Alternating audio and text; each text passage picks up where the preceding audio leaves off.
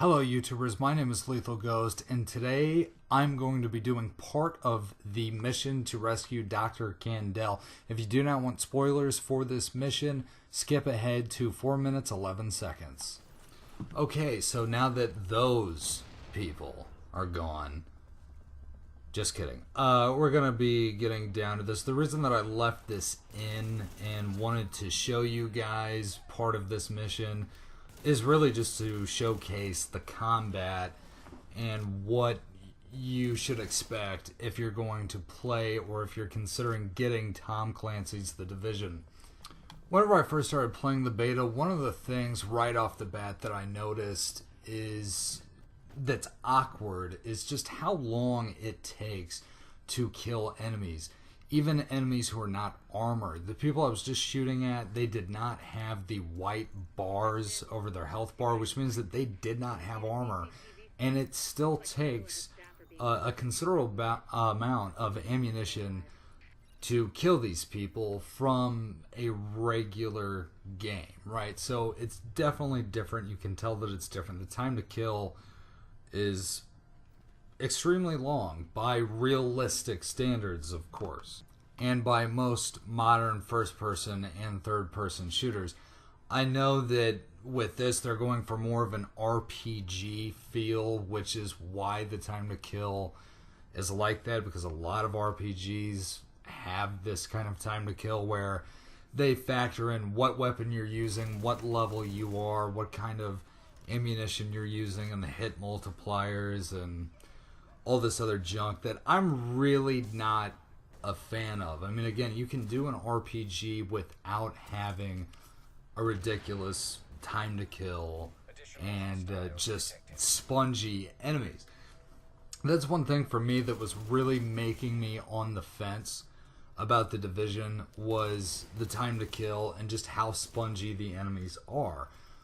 You know, it's not to say that I don't like, some fantasy or some non-realistic aspects to my video games. Of course, some things that are not realistic can make a video game better. Like in Grand Theft Auto, cars exploding from shooting a couple rounds into it. Or where cars flip over, they catch fire and explode. Those things are fine. But for me, I'm really concerned with the time to kill in any video game that I play. So if you're the kind of person that a ridiculous time to kill, having to shoot an enemy with 2 or 3 full magazines, if you're the kind of person that is going to ruin a game for you, then The Division is not for you. And one thing that I've noticed from the first beta to the second beta, it seems like they made these enemies with no armor, it seems like they made them more spongy from the first beta to the second beta. I don't know if they did or not, it just feels like they did to me. It feels like the time to kill is a little bit longer. Now this guy right here, this is what I was talking about. See how he has the white over the purple health bar? So he is slightly armored. He had a little bit of armor going on there. Same thing with this enemy here. As you can tell right now, I'm playing this mission by myself, but you can play with up to 3 of your friends, so it's 4 of you total, but that is something to keep in mind of what you might want to do. You might not want to play with 3 of your friends at the same time, because this mission is already easy enough to complete by myself. So that's one thing to keep in mind. You might not want that many people playing with you, because then it's just going to make the game way too easy. And right after this, we are going to be skipping to a clip of me playing with one of my friends. MP5, yeah. Oh, yeah, look at that business. That's nice. Yeah. Oh my god, now look at, now can you see it on my, yeah, look at that fucking angled grip on it. Look at that. Do you see that? The red? That is ugly as shit. What the fuck is this guy? He's holding rats! I like what you're doing. He was holding rats. Assholes like you is why this city is dying. Oh, stop it. What a bunch of balloons looks like. Alright, guy, we have 2 enemies right in front of us. So whenever you're doing missions, you might not want too many friends with you, but whenever you're wandering out and about in the world, you're definitely going to want some with you because it just makes it more fun and you can just screw around. Come look at it out in the sun. Look at mine out in the sun. Look at this. Look at that. The red looks terrible. I like the coyote tan, though.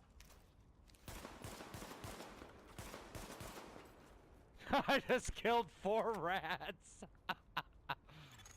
Active echo beacon detected. Reconstruction, yeah. Here. Make it last, okay?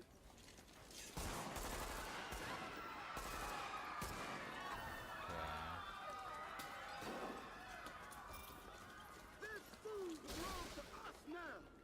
Drop the goods and get the hell out of my sight.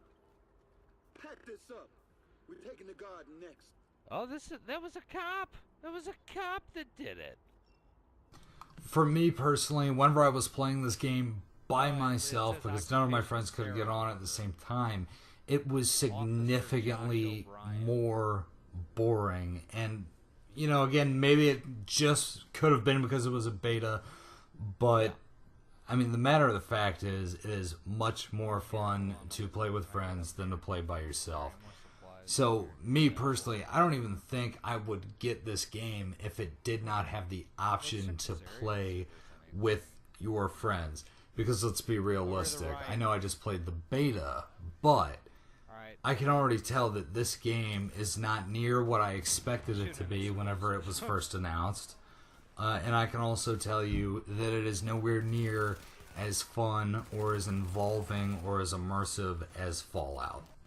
Honestly, if you could play like this with your friends in Fallout 4, there would be absolutely no reason to even think about getting this game.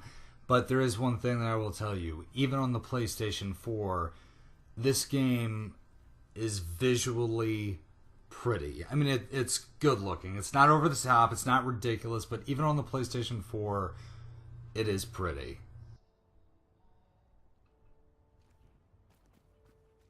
Thanks for watching. Thanks for hanging out. Until next time, shoot straight, check your buddy's 6, and stay lethal. He sat upon a pale horse. His name was Death, and all hell followed with him.